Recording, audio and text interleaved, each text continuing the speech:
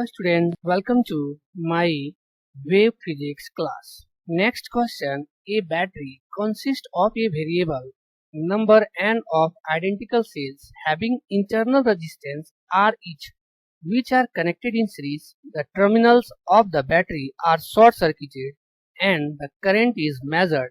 Which of the graphs show the correct relationship between I and n? Question हमारा यहाँ पे कर रहा है कि बहुत सारे बैटरी जो है वह एक साथ कनेक्टेड है एन नंबर तक, ओके, जो आइडेंटिकल सेल है और प्रत्येक सेल के पास जो इंटरनल रेजिस्टेंस है वह आर है, ओके, और सीरीज में जो है वह सारी बैटरी को जो है वह कनेक्टेड किया गया है और टर्मिनल जो बैटरी का है उसको शॉर्ट सर्किट किया गया है और करंट को जो है वह मेजर किया जा रहा है।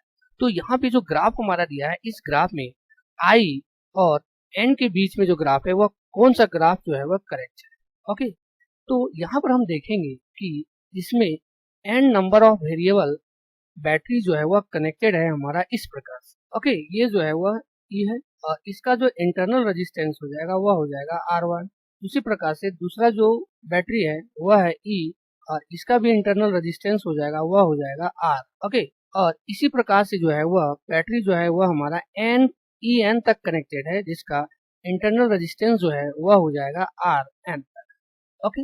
यहाँ पर हम देखेंगे कि जब ये सारे बैटरी जो है जिसका इंटरनल रेजिस्टेंस सारे का जो है वह R है, इक्वल है, तो यहाँ पे जो सीरीज में कनेक्टेड किया हुआ है तो उसका नेट जो ईएमएफ हो जाएगा वह हो जाएगा E net equal to N into E, okay.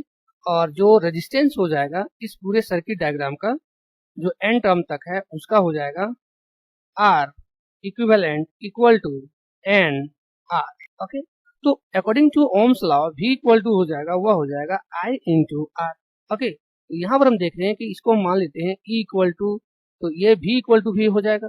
यहाँ पर V के जगह हम पुट कर देंगे इसको N इंटू ई, ओके। और I तो हमारा वही है, R के जगह हम पुट कर देंगे इसको N इंटू आर, ओके। ये N और ये N जो है वह हमारा कैंसिल हो जाएगा, ओके।